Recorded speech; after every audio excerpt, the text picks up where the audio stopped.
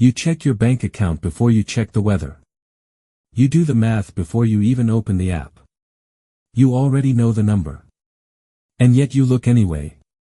That's not a bad habit. That's your brain doing exactly what it was built to do. For decades, the story about money was simple.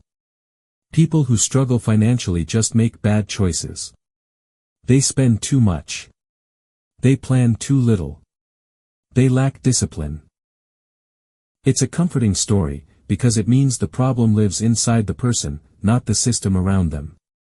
But the real answer is far stranger, and far more human, than anyone wants to admit. In 2013, a team of researchers ran an experiment that changed how psychologists think about poverty. Sendil Mullainathan, an economist, and Eldar Shafir, a psychologist, studied sugarcane farmers in India. These farmers are poor before harvest and relatively flush right after it. Same person. Same brain. Same intelligence. Only the timing of money changed. The researchers gave the farmers cognitive tests before and after harvest. Before harvest, when money was scarce, the farmers scored significantly worse. Their effective IQ dropped by roughly 13 points. After harvest, with cash in hand, the same farmers solved the same puzzles faster and cleaner.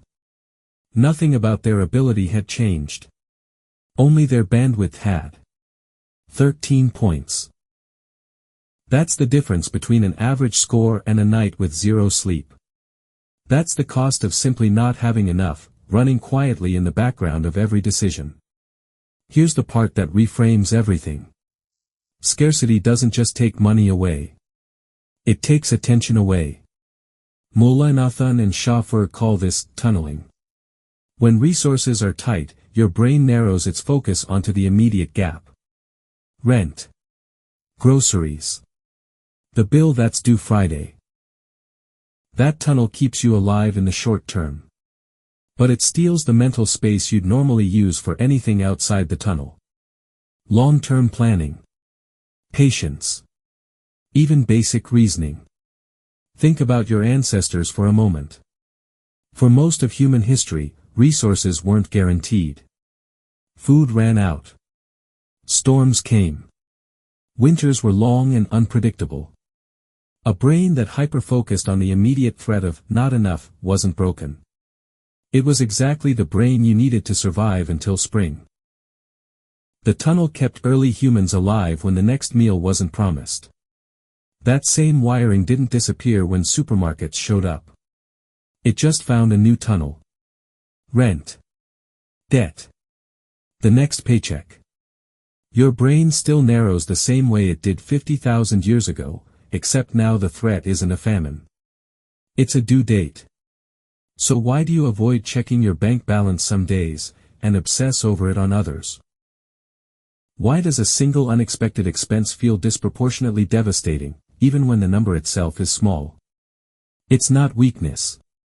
It's tunneling in real time. There's a second study worth understanding here.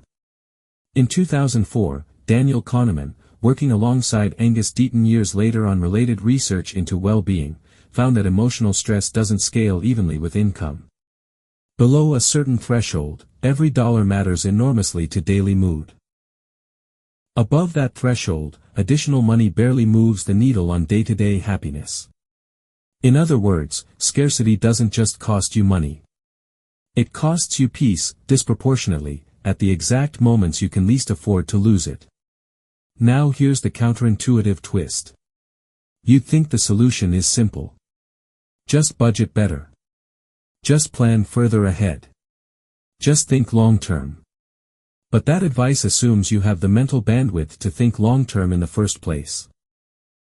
Asking someone in the tunnel to just plan better is like asking someone sprinting from a fire to enjoy the scenery.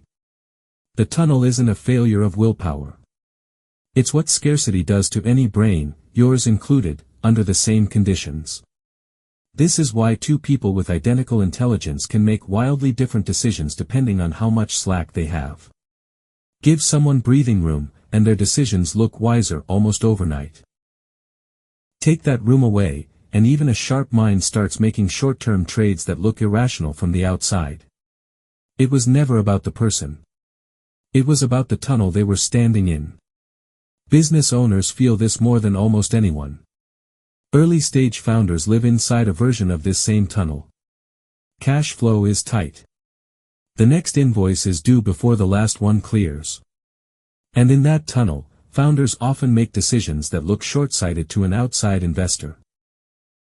Not because they lack vision. Because scarcity has quietly rerouted their attention toward survival math instead of strategic math. The same founder, 6 months later with revenue stabilized, will often look back and wonder how they missed something so obvious. They didn't miss it. Their brain simply didn't have room to see it yet. This is the modern mirror.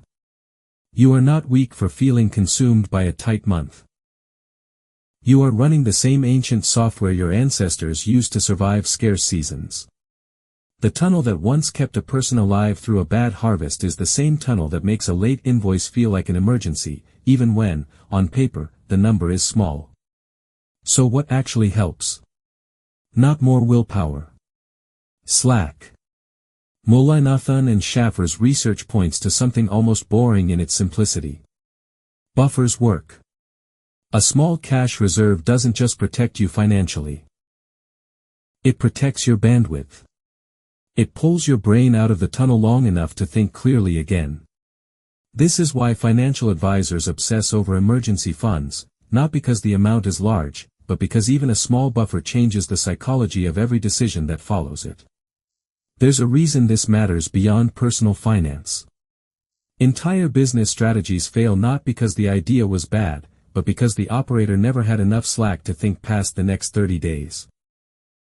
Give that same operator 3 months of runway instead of 3 weeks, and the decisions change. The person doesn't change. The tunnel does. Ask yourself something. The last time you made a decision you regretted with money, were you actually careless? Or were you simply deep in a tunnel, doing the fastest math your brain could manage under pressure? That question matters, because it changes what you do next. Instead of promising yourself you'll have more discipline next month, you widen the tunnel first. You build even a small buffer before you try to build better habits. You give your brain room before you ask it to think clearly. The habits get easier once the tunnel opens. They rarely work while you're still inside it.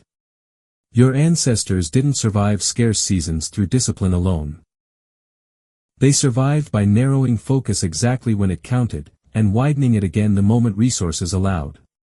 That switch wasn't a flaw in the system. It was the system working exactly as designed. You check your bank account before you check the weather. Now you know why. It was never about the number. It was about the tunnel your brain built around it, the same tunnel your ancestors carried out of every hard season, still running quietly, still waiting for enough room to finally let go.